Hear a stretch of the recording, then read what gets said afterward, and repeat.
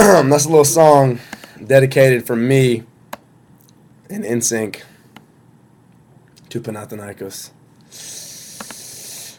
Oof. 0-4. It's got to be tough. In top 16, they've already dropped to 0-4 after the loss to Barcelona. 70-67, they go down. Nikola Pekovic, about the only guy out there who can say, yeah, I played my best. I played a good game. He had 20 points on 7 of 9 shooting. Dimitris Diamantidis chipped in 13. No one else even touched double figures. Mike Batista tried his best with 8 points. But for some reason, Batista and Pekovic only played a combined 40 minutes in this game. I'm not Zeljko Obradovic. If I were, trust me, things might be a little bit different. But bottom line, you got to wonder about what happened to Panathinaikos and why now. Why did they fail? Why did they falter?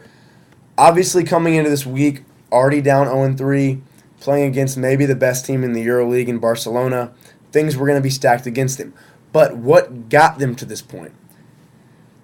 After doing some thinking, coming into this year, I thought Montepaschi and Panathinaikos had a fairly clear advantage in that they were bringing back their cores. Panathinaikos brought back almost everything and scrapped almost nothing. They did add to the mix Nick Kalathis and Milenko Tepic, both of whom who have been mostly non-factors this year, especially Tepic, considering the success he had last year with Partizan. Montepaschi, bring back everyone. They seem to be doing okay. They seem to be doing all right. But Panathinaikos didn't make a lot of moves and at times looked lazy and complacent. And why? I think they're getting a little bit older. Diamantidis is a little bit older. A lot of times, Jasikevicius, you can save him for the playoffs. But now there will be no playoffs. So why is he there if you're not going to use him to get to this point where you assume you will be? I don't really have any answers for this right now. Might be the focus of a longer article later.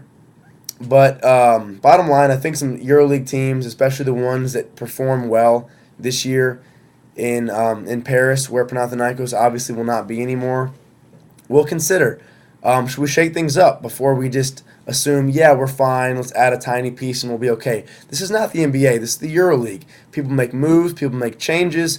People light fires under other people. People sign backups to light fires under the starters.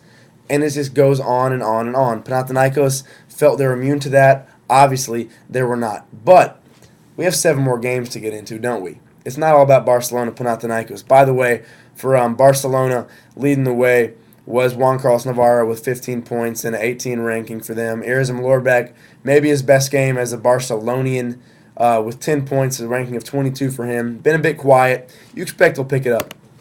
On we go now to the Wednesday games. Asseco Procom versus CSKA Moscow. CSKA Moscow, winners of 10 straight coming into this one. Couldn't get it done in Poland. And what if I were to tell you Saskalskis had 19, Langdon had 20, Kahn had 13, and Kriop had 13? Balanced effort? Yes, it was. However, Asseco Procom showed that when they play well, they can beat anybody. They can stick with anybody, and if you let them hang around long enough, they can capitalize on you. The big story in this one, Jan Jagla.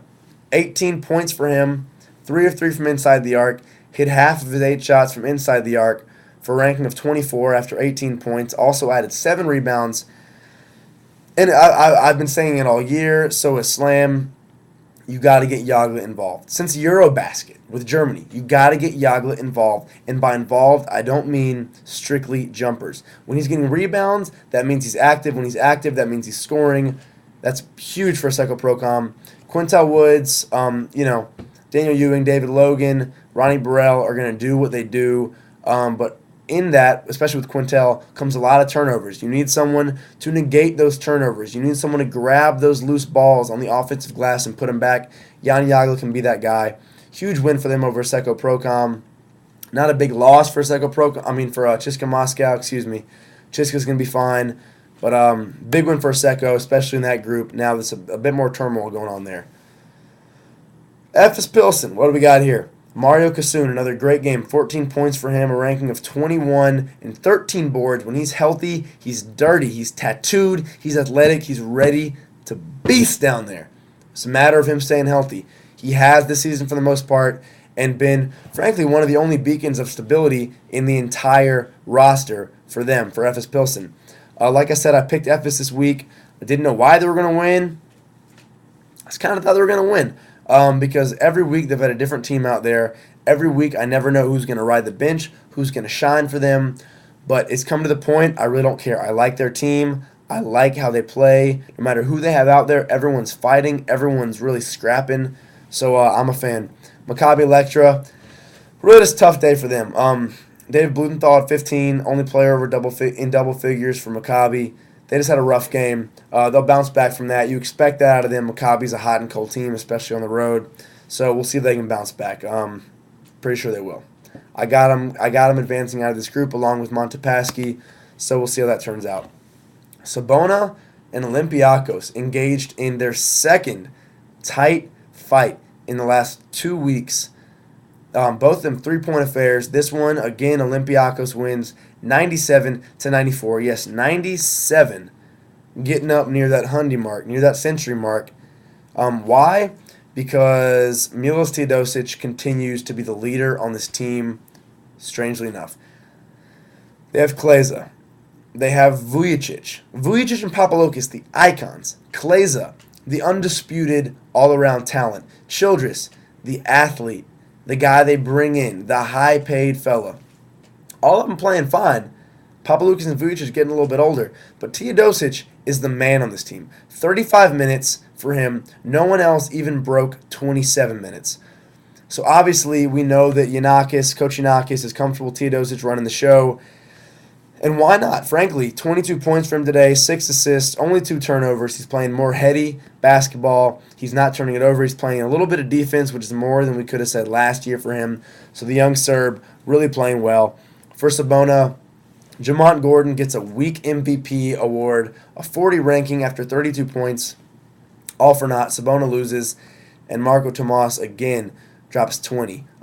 He's a great scorer. He's a very fun player to watch. He and Gordon both. You need to get some talent around them, bottom line. Real Madrid, Montepaschi. Very close game till the final few minutes. Sergio Yul took over for Real Madrid to get the home win. No road team has won in Group F yet. All 4 teams tied at 2-2. For Real Madrid, the big stories, Ante Tomic getting 21 minutes, putting up 12 points and 9 rebounds. Huge for him. Huge for Real Madrid. Huge for Ettore Messina, who has lost Tomas Vandenspiegel for the entire year. Felipe Reyes has never quite gotten back to the form that he was in last year, so that's big for them. Montepaschi, pretty solid game all around, but they just didn't have that one guy who stepped up super big. It's usually Lovrinovich or McIntyre. Both of them were kind of quiet in the second half. Big game for Sato. You'd hate to see where they were without Romain Sato because he's just that stability for them. He's that rock for them. Partizan beats Marusi. Finally, Marusi doesn't screw up my week. Alex Maric returns to score 11 points. Not as big of an outing as we're used to seeing from him, but nonetheless, great to see him back. Great to see him give Slavko Vranis and Jan Vesely a little bit of a rest. Zalgiris gets the win over Unicaja, 89-84 in Kaunas. They always bring it at home. They always do it big at home. Marty Postis dropped in 17. What up, Marty? And what up, Dana Salenga, dropping 17 as well. Big money for them. Unicaja, just kind of a lost season for them. They've had the talent, and they're always right on the cusp, but can't get that chemistry that they need to move to the next level. Can't get that stability. Really tough to see. They got solid bigs in Archibald and Freeland, and the youngsters like Lima, but you need some sort of consistency and continuity. They just don't have that. BC Kimki goes down by 11, 83-94 to Caja Laboral. Kind of surprised here, especially after Splitter's out for Laboral. Caja still comes out and plays really big. Fernando San Emeterio having a big game, and of course Mirza Teletovic, my nemesis. Not a big fan, but you know what, he did his thing this week. 25 points, 5 of 7 from 3. Can't fault him for that. Solid week for Leo Rayahu. Carl English had a good game. Caja, basically, they can plug in guys, and they've gotten to that point where they can do that. Unicaja hasn't. Caja has. So when they lose Splitter, not a big deal. We rebound. We do our thing. So that's all about I got for this week. I will see y'all next week. Take care. Peace.